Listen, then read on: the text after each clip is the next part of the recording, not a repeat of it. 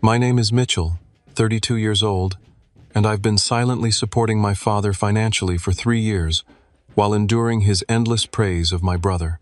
Every family dinner was the same, Scott's achievements celebrated while mine were footnotes. But last night when Dad said those words with such dismissal in his eyes, something broke inside me. I pushed my chair back, stood tall, and said what I'd bottled up for years. Mom's face turned ghost white when the truth about rent payments spilled out. Before I get into how my entire family dynamic imploded that night, drop a comment telling me where you're watching from, and hit subscribe if you've ever had to deal with family who can't see your true value. Growing up in suburban Boston meant snow-covered driveways in winter, Red Sox games in summer, and a childhood defined by constant comparison. Our colonial-style house with its peeling blue paint and creaking porch steps wasn't just a home. It was the arena where my parents' competitive parenting style transformed two brothers into unwilling rivals. Scott, my older brother by 3 years, possessed everything that seemed to matter in our household. He had our father's athletic build, natural coordination, and that magnetic charisma that drew people to him effortlessly. By 14, he was already being scouted for high school baseball teams. By 16, colleges were sending letters. His bedroom walls disappeared beneath trophies, medals, and newspaper clippings, indivisible evidence of his worth that our father would proudly show visitors. I was the younger son, built leaner, more thoughtful.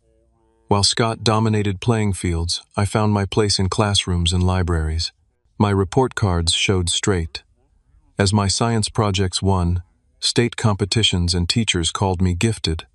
But in our household, academic achievements collected dust in drawers, while athletic trophies claimed center stage. Our mother, Sarah, with her patient smile and nervous hands, attempted to be the family peacekeeper. She'd slip magazine articles about famous scientists under my door, whisper, "Congratulations," when I brought home academic awards, and remind me that different strengths are still strengths, but never loud enough for my father to hear, never firmly enough to change the family dynamic. Robert, my father, had been a promising college baseball player whose professional dreams ended with a shoulder injury during his senior year. The sports scholarship that had been his escape from his own working-class family suddenly vanished, leaving him with student loans and a degree in physical education he never fully used. He opened a sporting goods store that struggled for 20 years before finally closing. Each of his failures seemed to intensify his determination to see Scott succeed where he couldn't. "Mitchell, come watch your brother's game," he'd call every weekend, but never once asked anyone to attend my debate competitions or chess tournaments. When I won the state science fair in 10th grade, his only comment was, "That's nice, but you should really get outside more. Look how pale you're getting." The financial stability in our family collapsed 5 years ago when my father's sporting goods store finally went under, crushed by large chain competitors and his refusal to adapt to online sales. The bankruptcy wiped out their savings, and at 58, my father found himself working part-time at one of the very chain stores that had put him out of business. His humiliation was palpable, his depression evident in the slumped shoulders and vacant stares during family gatherings. Meanwhile, I had been quietly building my career in digital marketing. Starting as an entry-level content writer at 24, I'd worked my way up to senior marketing director by 30, with a salary that afforded me a comfortable condo and healthy investment portfolio. Scott pursued his baseball dreams, bouncing between minor league teams, always on the verge of his big break, but never quite getting there. The family narrative remained unchanged, though. Scott was still the star with unlimited potential, while my stable career was just playing it safe. The arrangement began 3 years ago, when my father called me late one night, voice shaking as he admitted they were 3 months behind on rent and facing eviction. Just a temporary loan, he insisted, until things turn around. I paid their back rent and security deposit for a smaller apartment that same week. The next month, when no repayment came, I quietly paid again and again, until it became an unspoken arrangement. "Don't tell your mother," he'd insisted, and definitely not Scott. It would kill me for them to know. So I kept his secret, transferring $2,000 each month directly to his landlord, while he maintained the fiction that his part-time job and occasional coaching gigs covered their expenses. The weekly Sunday dinners became increasingly difficult to endure. While I wrote the checks that kept a roof over my parents' heads, I listened to my father praise Scott's latest tryout or potential contract. My recent promotion was dismissed with a quick nod, while Scott's possibility of moving up to AAA baseball dominated an hour of conversation. Each dinner left me with a tightness in my chest that took days to dissipate, but I kept showing up out of some sense of duty that was becoming harder to justify. I told myself I was being the bigger person, the responsible son. In reality, I was enabling a pattern that was slowly destroying me from the inside. Last Sunday's dinner was supposedly special, a celebration of Scott finally signing with a minor league team affiliated with the Chicago Cubs. Mom had prepared all of Scott's favorites: pot roast with carrots and potatoes, homemade rolls, and apple pie for dessert. The small dining table in their apartment was covered with a tablecloth they usually reserved for Thanksgiving, and Dad had even bought a bottle of champagne. What no one acknowledged was that 2 days earlier I had called my mother to share my own news, a major promotion to executive marketing director that nearly doubled my salary and gave me a team of 20 people to manage. When I arrived at their apartment carrying a bottle of wine and still riding the high of my achievement, there wasn't so much as a congratulatory mention. The apartment always made me uncomfortable, not because it was modest, but because I knew every inch of it represented my unacknowledged financial support. The fresh paint in the living room, I'd paid for that. The new refrigerator humming in the kitchen, an anonymous gift when their old one died. The very chairs we sat in had been delivered after I noticed my mother wincing from the broken springs in their previous set. Dad was already halfway through his second beer when I arrived, his cheeks flushed with excitement as he clapped Scott on the shoulder repeatedly. "My boy's finally on his way," he announced, as I hung my jacket by the door. "The Cubs organization. Can you believe it?" "That's great, Scott," I said sincerely, because despite everything I did want my brother to succeed. "Congratulations." Scott nodded his smile, seeming a little strained around the edges. At 35, he was hitting the age where even he must have realized his chances of making it to the majors were dwindling. This contract was likely his last real shot. "Mitchell brought wine," Mom said, taking the bottle from my hands with a quick sideways hug. "And he's got some news too, don't you, honey?" Dad barely glanced up. "What's that? You finally going to ask that girlfriend of yours to marry you?" "I don't have a girlfriend right now, Dad. I broke up with Jessica 6 months ago, a fact I'd mentioned at least twice before. Actually, I got promoted to executive marketing director. It's a pretty big deal at the agency." "That's wonderful," Mom exclaimed, but her enthusiasm echoed alone in the small dining room. "Executive, huh?" Dad muttered. "Fancy title. What do executives do exactly besides sit in meetings all day?" I felt the familiar sting but pushed it down. "Actually, I'll be overseeing all marketing strategy for our top clients, including that national sports apparel brand I told you about last month." "Sports? Huh. Maybe you can get your brother some free gear," Dad replied, immediately turning the conversation back to Scott. "He's going to need new equipment for spring training." Dinner progressed with Dad monopolizing the conversation, recounting Scott's baseball achievements from Little League through college, as though none of us had lived through those stories countless times before. Mom occasionally tried to steer the conversation toward my work or other topics, but Dad skillfully redirected each attempt.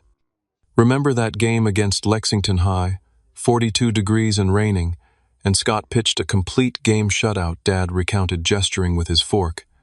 "That's when I knew he had what it takes." I pushed the pot roast around my plate, appetite diminishing with each bypass of my existence. Beside me, Scott at least had the decency to look uncomfortable, interjecting occasionally with "Mitchell was doing important stuff back then too, Dad." But these weak attempts at inclusion only made it worse somehow, like being awarded a participation trophy while someone else took home the championship. "The thing about sports," Dad continued, pouring himself more wine, "is that it builds character, shows what a man is really made of when the pressure's on." I felt something inside me beginning to crack. "There's pressure in my job too, Dad. Last month I handled a crisis that saved our client millions in potential losses." Dad waved his hand dismissively. Sure, office stuff. But it's not the same as performing physically when it matters, is it? Not the same as having people counting on you, watching your every move." The crack widened.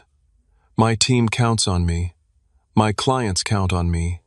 And apparently so does your landlord. A flash of warning crossed Dad's face, but he pressed on, either not registering my comment or choosing to ignore it. Scott's going to be playing in stadiums with thousands of people watching. That's real pressure. That builds real character. And what character is that exactly? I asked, my voice tightening. Dad looked directly at me then, his expression hardening. The kind you've always lacked, Mitchell. The kind that comes from pushing yourself to the absolute limit, from not taking the easy road. Robert, Mom warned quietly, noticing the dangerous territory we were entering. But Dad was on a roll now, loosened by alcohol and emboldened by Scott's latest achievement. You know what your problem's always been. You're too soft. Always have been. Taking the safe route. The cushy office job. The regular paycheck. Each word landed like a physical blow. 32 years of similar comments had created bruises that never fully healed, and he was pressing on every one of them. You're not half the man your brother is, he finally said, the words falling into a sudden silence at the table. Never have been, never will be. Something inside me snapped. Not with a dramatic crash, but with the quiet finality of a thread that's been stretched beyond its capacity. I pushed my chair back slowly, the legs scraping against the linoleum floor. Then he can start paying your rent, I said, my voice surprisingly steady. Mom's fork clattered against her plate. Rent. What rent? Dad's face drained of color so quickly I thought he might pass out. Scott's confused expression shifted between us, trying to piece together what was happening. The $2,000 I transfer to Westside Property Management on the first of every month. I continued, unable to stop now that the dam had broken. The money that's kept this roof over your head for the past 3 years? The easy road that's paid for everything from your car repairs to Mom's dental work? Mitchell, please, Dad began, but his voice had lost all its previous authority. No, I said, standing fully now. You wanted to talk about being a man. A real man acknowledges the help he receives. A real man doesn't tear down his son while cashing his checks. Mom turned to Dad, her face a mask of shock and betrayal. Robert, is this true? You told me the coaching jobs were covering our expenses. Scott sat frozen, his celebration dinner now in shambles around him. I can explain, Dad started, but there was nothing to explain. The truth lay exposed between us like a body at a crime scene.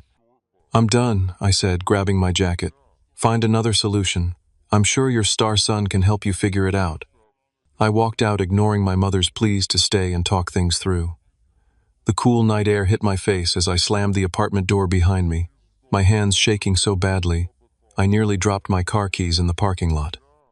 As I drove away, the magnitude of what had just happened began to sink in.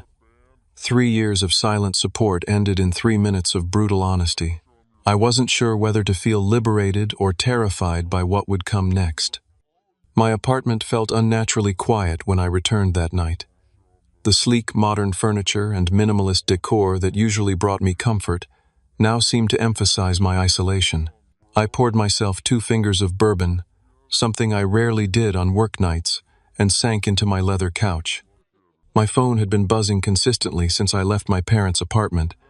12 missed calls from Mom, 3 from Scott, and a string of text messages that I couldn't bring myself to read. Dad's name was conspicuously absent from the notifications. I silenced the phone and placed it face down on the coffee table.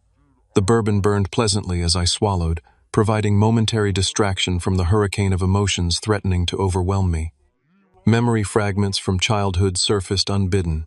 10 years old, winning the school science fair with a project on renewable energy, rushing home to show my parents, only to find them watching Scott's baseball game highlights, my blue ribbon relegated to, "We'll look at it later."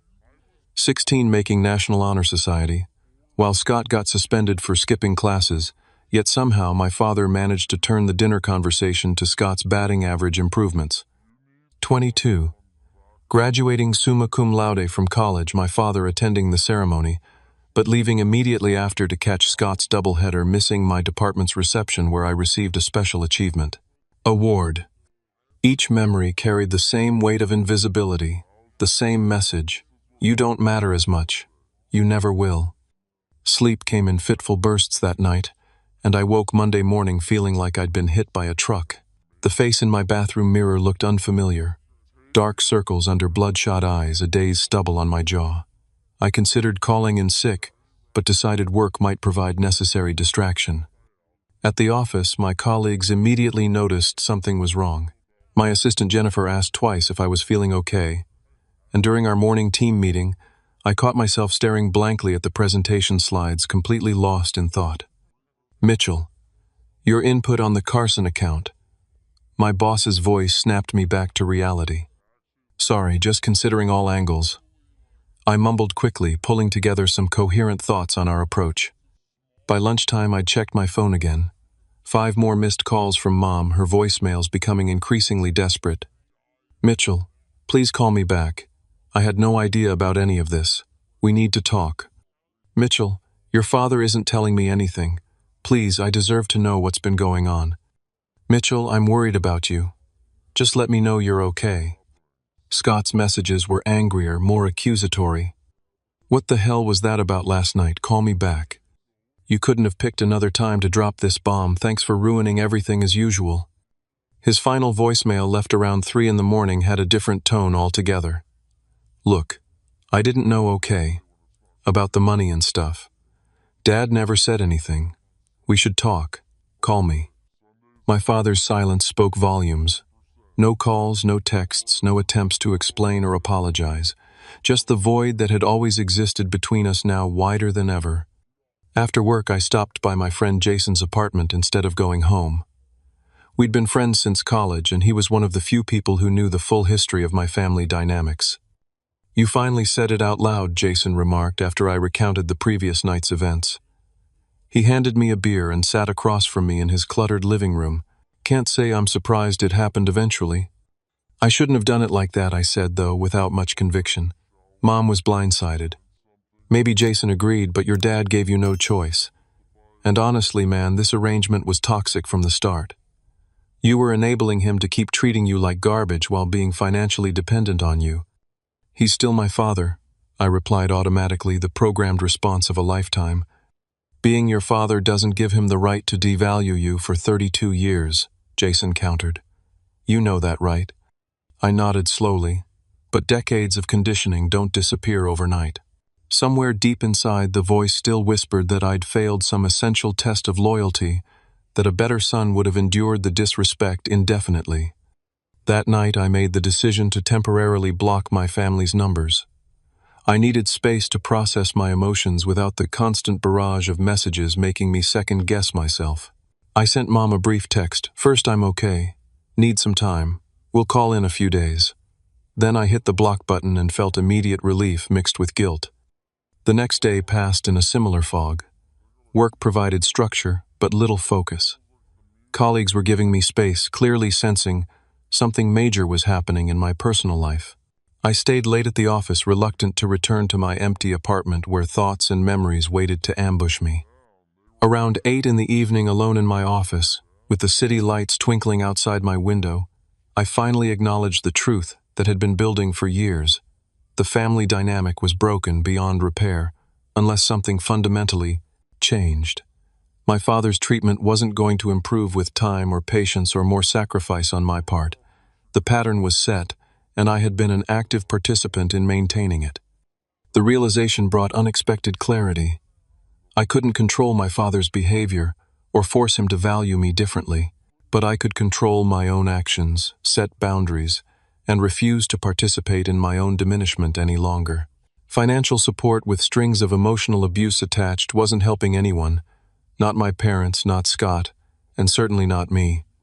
For the first time in 3 years, I didn't feel guilty about the prospect of stopping the monthly payments. If that meant my parents needed to downsize further, or my father had to find additional work, so be it. They were adults who had made their choices just as I was now making mine. When I finally went home that night, I slept without interruption for the first time in years. 3 days after the disastrous dinner, I was heating up leftover Thai food in my microwave when my doorbell rang unexpectedly. Through the peephole, I saw Scott shifting uncomfortably in the hallway, wearing his faded Red Sox cap and the leather jacket he'd had since college. My first impulse was to pretend I wasn't home. We hadn't spoken directly since the dinner, and I wasn't sure I had the emotional energy for what would inevitably be a difficult conversation.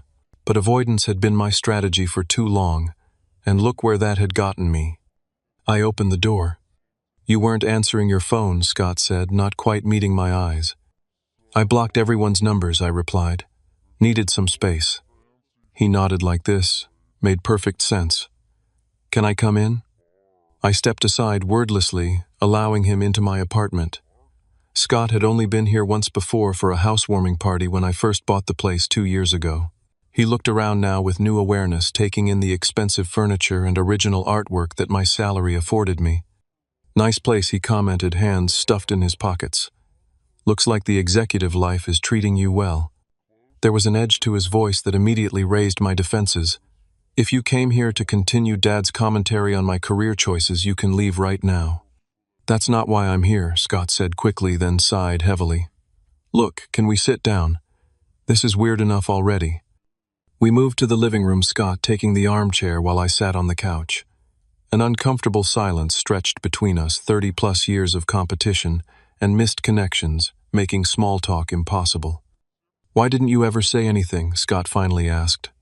"About paying their rent all this time." "Dad asked me not to," I replied simply. "And you just went along with it, for 3 years. Something in his tone ignited my anger. "Don't you dare make this about me somehow doing something wrong. You have no idea what it's been like." "You're right, I don't," Scott shot back. "Because nobody told me anything. I've been going about my life thinking everything was fine, that Dad's coaching gigs were paying the bills, that you were just doing your office job thing, and then suddenly I find out my brother's been bankrolling our parents, while Dad treats him like crap. How do you think that feels?"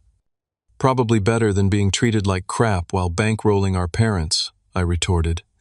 Scott ran a hand through his hair in frustration. "That's not fair, Mitch. I didn't know." "Would it have made a difference if you did?" I challenged. "You've never exactly stood up to Dad on my behalf before." The accusation hung in the air between us. Scott's expression shifted from defensive to something more complex. Guilt, maybe, or realization. "You're right," he admitted quietly. "I never did." The simple acknowledgement caught me off guard. I'd expected more resistance, more of the deflection tactics our family had perfected over the years. "Do you know what it's like?" Scott continued, his voice different now. "Being the favorite. It sounds great, right? Everyone wants to be the golden child, but it comes with this pressure, this constant expectation that you can't possibly live up to." I snorted. "Cry me a river." "I'm serious, Mitchell. Dad projected all his failed dreams onto me. Every game, every season, every tryout, it wasn't just about me playing baseball. It was about me succeeding where he failed, redeeming the family name or some crap." Scott leaned forward, elbows on his knees. "You got ignored, which is terrible. But I got this spotlight that burned. Every mistake, magnified. Every setback, a family tragedy. For the first time, I considered my brother's experience from his perspective, rather than through the lens of my resentment. What would it be like to carry the weight of our father's vicarious ambitions, to know that your value was contingent on athletic performance that would inevitably decline with age?" "The minor league contract," I said slowly. "It's not as great as Dad made it sound, is it?"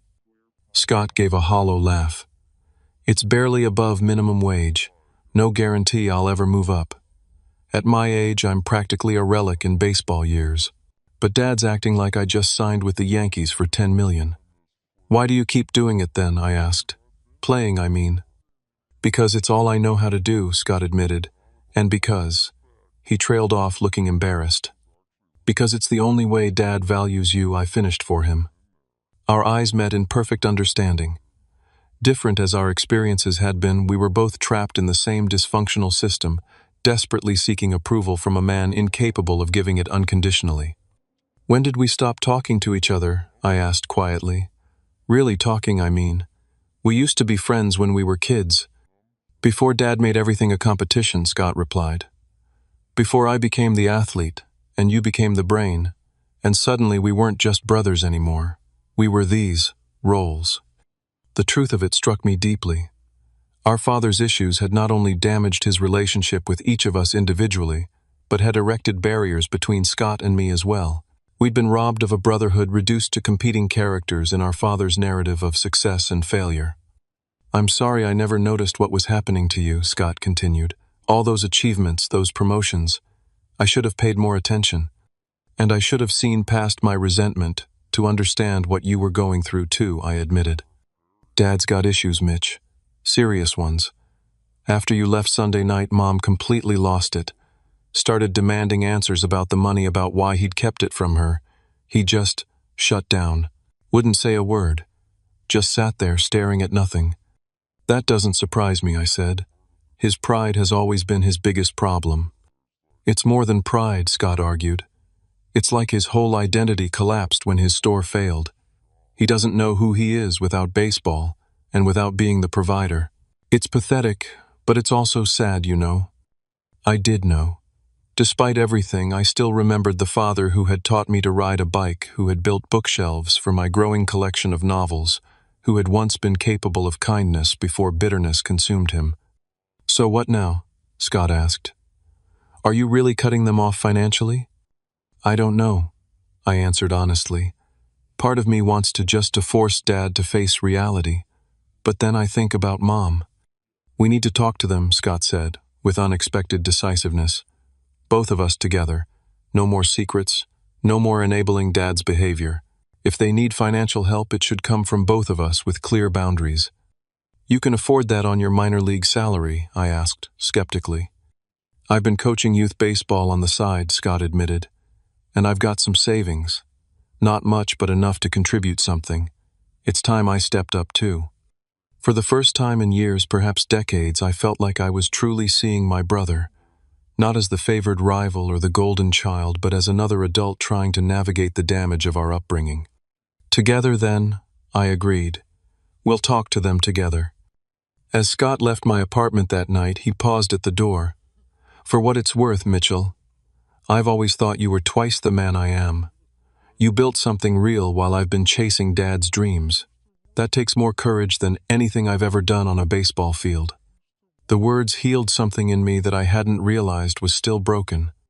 We arranged to meet at our parents' apartment the following Sunday, 1 week after the explosive dinner that had shattered our family's carefully maintained facade. Scott and I agreed to arrive together, presenting a united front for perhaps the first time in our adult lives. The drive over was quiet, both of us lost in thought about what lay ahead. "They know we're both coming, right?" I asked as we parked outside the apartment building. "I told Mom," Scott confirmed. "Dad knows too, but he's been practically mute all week, according to her." The apartment felt smaller somehow when we entered, as though the absence of pretense had physically shrunk the space. Mom greeted us with obvious relief, hugging each of us too tightly, her eyes red-rimmed from what had clearly been days of crying. Dad sat in his recliner, looking older than he had a week ago. The confident, opinionated man who had dominated family conversations was nowhere to be seen. This version of our father seemed diminished shoulders, hunched eyes downcast. "Would anyone like coffee?" Mom asked, the forced cheerfulness in her voice painful to hear. "Let's skip the pleasantries, Mom," Scott said gently. "We're here to talk about what's been happening." We gathered around the small dining table, the same one where everything had fallen apart 7 days earlier. Mom kept glancing anxiously between us and Dad, who still hadn't spoken a word of greeting. "First," I began, "I want to apologize for how I handled things last Sunday. Mom, you deserve to know the truth, but not like that." "Why didn't you tell me, Mitchell?" she asked, tears immediately forming. "All this time you've been paying our rent and I had no idea." "Dad asked me not to," I replied, looking directly at him. "He said it would be temporary, just until things turned around. Then it just continued." Robert, Mom turned to him. "Is that true? You've been lying to me for 3 years about our finances." Dad finally spoke, his voice rough, with emotion or lack of use. "What was I supposed to say, Sarah? That I couldn't provide for my own family? That my younger son had to bail me out because I'm a failure?" "You're not a failure because you needed help," she countered. "You're only a failure because you lied about it to me, your wife of 40 years. And because you continued to treat the person helping you like he was worthless," Scott added, surprising me with his directness. Dad's head snapped up, eyes flashing with a hint of his old defensiveness. I never said Mitchell was worthless. You said I wasn't half the man Scott is, I reminded him quietly. While I was paying your rent, while I was keeping you from eviction, while I was silently supporting this family financially for years. It was easier for Dad to keep pretending I was the success story Scott interjected. Because my success was his success, right, Dad? My baseball career was the extension of yours. Mitchell's achievements were always his own, something you couldn't take credit for or live through. The insight was so accurate, it seemed to physically impact our father, who recoiled slightly in his chair. That's not true, he protested weakly. It is true, Mom said, her voice stronger now. I've watched it happen for 30 years, Robert. I tried to compensate to make Mitchell feel valued, but I never directly confronted you about it. That was my failure. The acknowledgement from my mother, that she had seen what was happening but hadn't intervened strongly enough, brought a lump to my throat. I lost everything, Dad said suddenly. My store, my savings, my self-respect. Do you know what it's like to work for minimum wage at 60 years old, taking orders from some 25-year-old manager? Do you know what it's like to fail so completely? Actually, I do, Scott replied.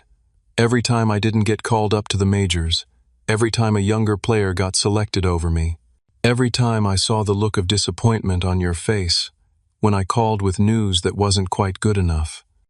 And I know what it's like to succeed and still be treated like a failure, I added. To double my salary and have it dismissed, to support my family financially and be told I'm taking the easy road. Dad's face crumpled, decades of pride and resentment giving way to something raw and vulnerable. I didn't know how to value what you do, Mitchell, he admitted. I never understood it. Baseball sports, that was something I comprehended. Your world of marketing and business strategy, it was foreign to me. Easier to dismiss than to admit I couldn't grasp it. That's no excuse for how you treated him, Scott insisted. No, it's not, Dad agreed, surprising us all. It's just, come the truth. I was jealous, if you want to know. Jealous that you made something of yourself without my help or guidance. Jealous that you didn't need me. I did need you, I said, my voice breaking slightly.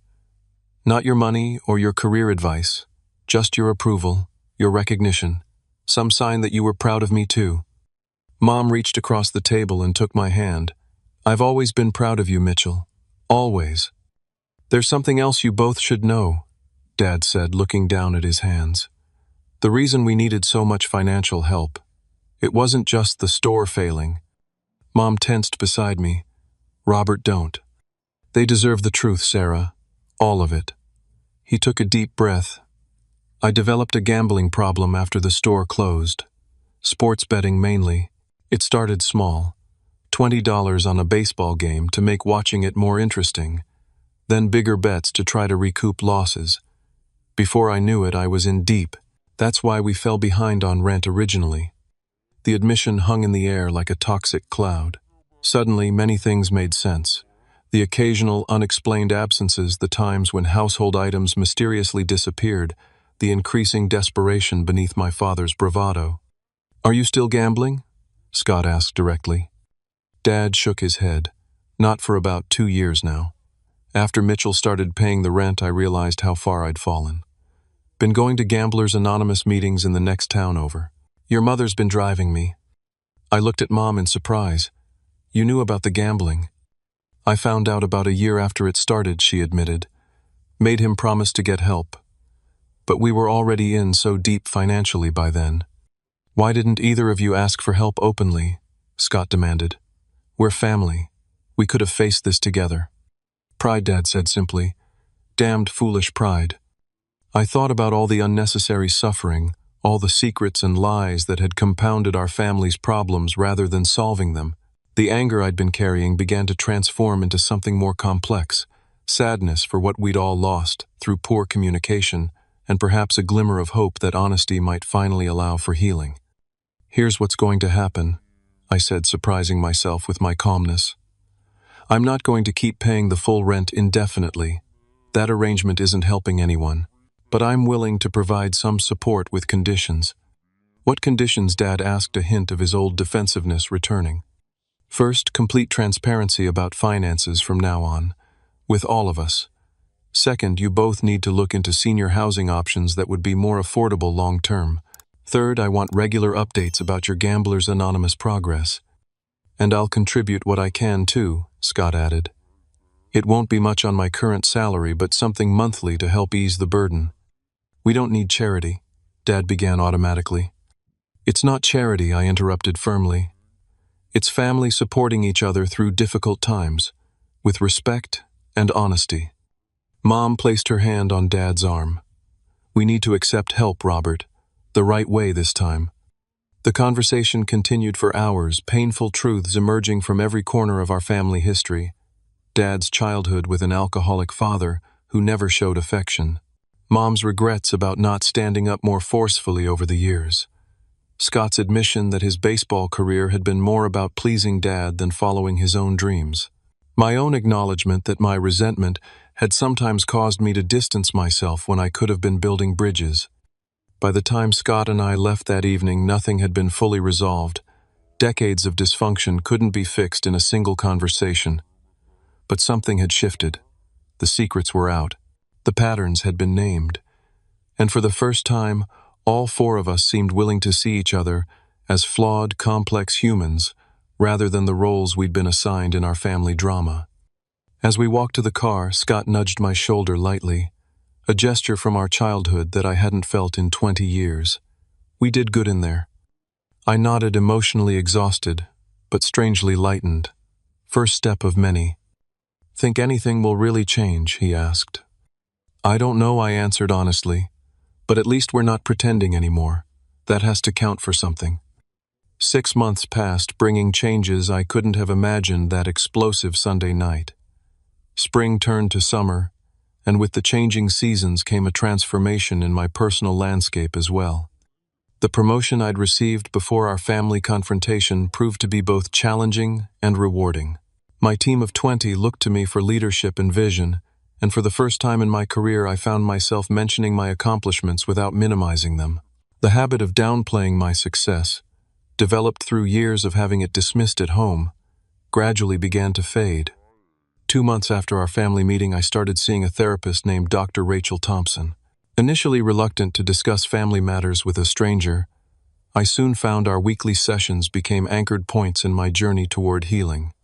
Childhood patterns don't disappear overnight. Dr. Thompson reminded me during one particularly difficult session where I'd found myself reverting to old thought patterns. You spent 32 years being conditioned to seek validation from someone who couldn't provide it. That rewiring takes time. Those sessions helped me recognize how deeply my family dynamic had affected my relationships outside the home. I saw patterns in my romantic history, choosing partners who were emotionally unavailable, overachieving to prove my worth, keeping parts of myself hidden to avoid rejection. My 3-year relationship with Jessica had ended partly because I could never fully let her in, always maintaining emotional distance as a form of self-protection. In June, I found myself drawn to Emma Carter, the new creative director who had joined our agency. Unlike my previous pattern of pursuing relationships where I felt I needed to earn affection, Emma's straightforward appreciation of my work and character felt refreshingly unfamiliar. Our first date extended from dinner to a 3-hour conversation at a local coffee shop where I found myself sharing family stories I'd previously kept buried. Sounds like you and your brother are rebuilding something important, she observed, when I told her about my evolving relationship with Scott. That relationship had indeed become one of the most unexpected developments.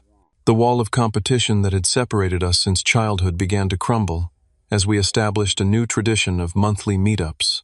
Just the two of us, no parents involved. Sometimes we watched baseball games, his choice. Sometimes we tried new restaurants, mine. But always we talked with an honesty that felt both foreign and overdue. During one such evening in July, Scott revealed he was considering retiring from professional baseball. The minor league life is for 20-year-olds, he admitted, as we shared nachos at a sports bar. Living with roommates, traveling on buses, making barely enough to get by. I keep waiting for it to feel worth it, but lately... What would you do instead, I asked, genuinely curious rather than judgmental. I've been thinking about coaching full-time, not just youth leagues on the side, but high school or college level. I'm good at it, Mitch. better than I am as a player at this point. You always did have a knack for explaining techniques, I recalled.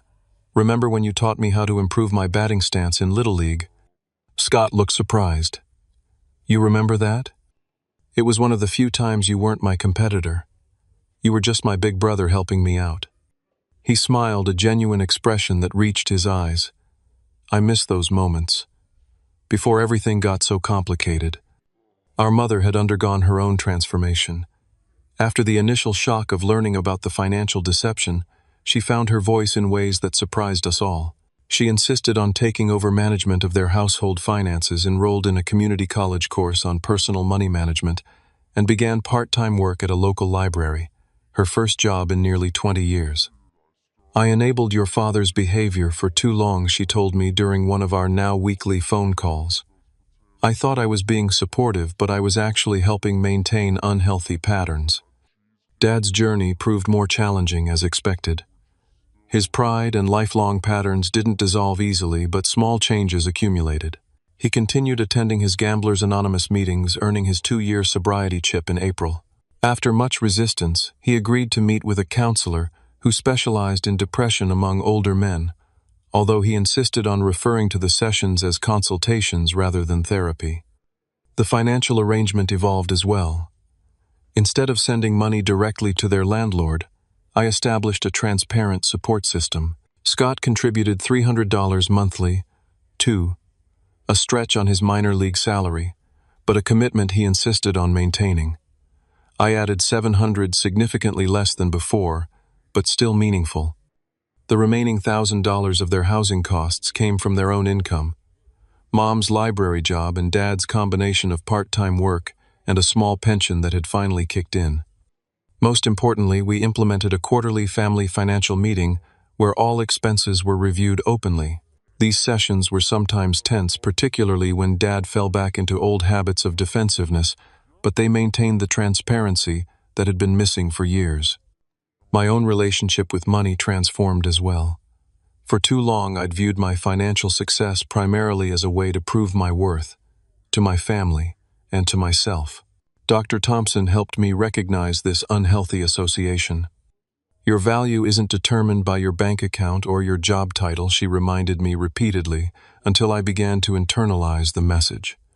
I started building friendships that had nothing to do with work or achievement. Joining a local hiking group, taking cooking classes, reconnecting with college friends I'd neglected while climbing the career ladder. These relationships based on shared interests, rather than performance metrics, provided a different kind of fulfillment. Emma and I grew closer, our relationship developing at a pace that felt both exciting and grounded. Unlike my previous tendency to keep partners at an emotional distance, I found myself willingly sharing vulnerabilities, including ongoing struggles with my father. You know what I admire most about you? She asked one evening as we walked along the riverfront. It's not your career success or your intelligence, though those are great too. It's your capacity for growth. Not everyone could turn such a difficult family situation into an opportunity for healing. Her words highlighted another realization that had been forming. My family's dysfunction had shaped me, but it didn't have to define me. The very qualities my father had dismissed, my thoughtfulness, my emotional intelligence, my capacity for introspection, were strengths that enabled me to break destructive patterns rather than perpetuating them. As summer faded into early fall, I found myself experiencing moments of genuine contentment that would have seemed impossible a year earlier. Not because everything was perfect, it wasn't. Dad still occasionally made thoughtless comments. Mom still sometimes tried too hard to compensate. Scott and I still hit raw spots in our evolving relationship. But underneath these ongoing challenges ran a current of authenticity that made even difficult interactions more bearable. We were no longer performing roles in a family drama. We were flawed humans doing our imperfect best to understand each other. And somehow that made all the difference. Exactly 1 year after the dinner that had shattered our family's facade, we gathered again around a table, this time at my apartment. The symbolism wasn't lost on any of us. A new location representing our new beginning, with me hosting rather than tiptoeing around my parents' space. So much had changed in 12 months. Mom arrived first, bringing a homemade apple pie, and wearing a confidence that her new part-time career had helped cultivate. At 65, she had discovered a passion for library work that had nothing to do with being someone's wife or mother. Scott came next, recently retired from professional baseball, and 2 months into his new position as assistant coach for a local college team. The head coach says I have a natural talent for developing pitchers, he told me with quiet pride that had nothing to do with our father's validation. Dad arrived last, moving more slowly at 63 than he had a year ago, but carrying himself with a different kind of dignity. Not the defensive pride that had characterized him throughout our childhood, but something more grounded in self-awareness. The apartment felt warm with conversation and cooking smells as I finished preparing dinner. Nothing elaborate, just a simple meal shared among family. Emma had offered to join us, but I'd asked for this one dinner to be just the 4 of us, marking the anniversary of when everything changed. As we settled around the table, I caught my mother's eye and saw her glance toward the spot where I'd pushed back my chair in anger a year ago. So much pain had spilled out that night, but also so much truth. "This is nice," Mom said, looking around at my apartment. "You've made such a beautiful home, Mitchell." "Thanks," I replied, no longer dismissing the compliment as I once would have. "I like it here." Dad cleared his throat. "The promotion's working out well then. Executive director still treating you right." A year ago, I would have heard criticism or dismissal in the question. Now I recognized it as his awkward attempt at showing interest in my career, something he was still learning how to do. "It's challenging," I answered honestly. "Managing 20 people means 20 different personalities and work styles. But yes, it's going well. We just landed the Carson account last month, biggest client in the agency's history." "That's great," Mitch Scott said sincerely. "Really great." Dad nodded, taking a bite of food before adding, "Your mother showed me that article about you in the Business Journal. Pretty impressive stuff." The compliment was delivered gruffly, still not entirely comfortable on his tongue, but genuine nonetheless. A year of counseling and family discussions had slowly taught him to acknowledge achievements outside his narrow definition of success. "How are the Gamblers Anonymous meetings going, Dad?" I asked directly. These questions no longer required tiptoeing. Our new family dynamic was built on honest communication, however uncomfortable. 3 years sober next month, he replied with quiet pride. "They're asking me to be a sponsor for a newcomer." "That's a big responsibility," Mom commented. "They must trust your commitment." "One day at a time," Dad said, repeating the mantra that had become familiar to all of us. "Some days are harder than others, but it gets easier." Scott shared updates about his coaching position, describing a talented freshman pitcher he was mentoring. The passion in his voice was evident. This wasn't just a fallback career after baseball, but a genuine calling that allowed him to share his knowledge. As dinner progressed, I marveled at how different the conversation felt compared to our family meals a year ago. No one was being diminished. No achievements were being weaponized against others. We spoke as adults with different paths, each valuable in its own right.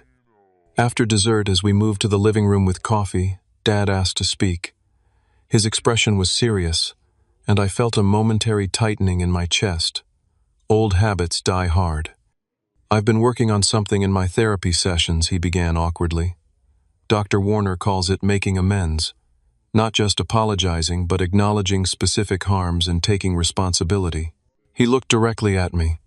"Mitchell, I need to say this properly." The room fell silent. Mom and Scott exchanged glances but remained quiet. "I failed you as a father." Dad continued, his voice rough with emotion. "Not just with the financial situation last year, but throughout your life. I couldn't see your value because I was measuring everything against my own narrow definition of success. I missed out on knowing my own son because of my blindness." My throat tightened as he continued. "You are twice the man I ever was," he said intentionally, inverting the cruel statement that had triggered our family reckoning. "You built a career through intelligence and hard work. You supported your family when I couldn't. You had the courage to speak truth, even when it was painful. I'm proud of you, son. I should have said that years ago, but I'm saying it now." The words I'd waited a lifetime to hear. They couldn't erase decades of hurt, but they formed a bridge across the divide that had separated us for so long. "Thank you," I said. simply accepting the amends without diminishing their importance. Mom wiped tears from her eyes. "We've all made mistakes," she said. "But look at us now, actually talking to each other, actually listening." "It's still not perfect," Scott acknowledged. "We still hit rough patches." "Perfect isn't the goal," I replied. "Honest is the goal. Real is the goal." As the evening wound down, we found ourselves sharing memories, not just the difficult ones that had shaped our family narrative, but moments of connection that had sometimes gotten lost in the dysfunction. Dad recalled teaching me to drive standard transmission in an empty parking lot, my determination to master the clutch, despite stalling repeatedly. Mom remembered my college graduation, how I dedicated my honors thesis to her, because she'd been the one to nurture my love of reading. Scott brought up the summer we built a treehouse together, working side by side for weeks. These shared memories, once buried beneath layers of resentment and competition, resurfaced now as reminders that our family story contained moments of love alongside the hurt. The recognition didn't erase the painful chapters, but it added dimension to a narrative that had previously seemed one-dimensional. As my parents prepared to leave, Dad paused at the door. "You know, Mitchell, I think I finally understand something my own father never did." "What's that?" I asked. "That being proud of your children isn't about them fulfilling your dreams. It's about them discovering their own." The insight was delivered simply without dramatic flourish, but it represented a fundamental shift in perspective that might just break the generational pattern of conditional love. After everyone had gone, I stood at my living room window looking out at the city lights. The journey of the past year had been difficult, painful at times, but necessary. By speaking truth that night at dinner, I'd set in motion changes that rippled through all our lives, ultimately creating space for something healthier to grow.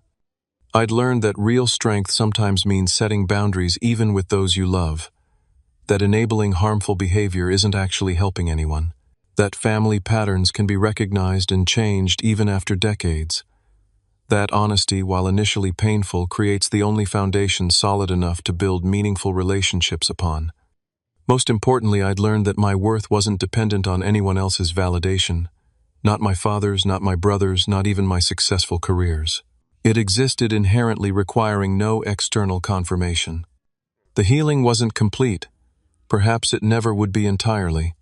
But we were moving forward with awareness and intention, replacing toxic patterns with healthier ones, one conversation at a time.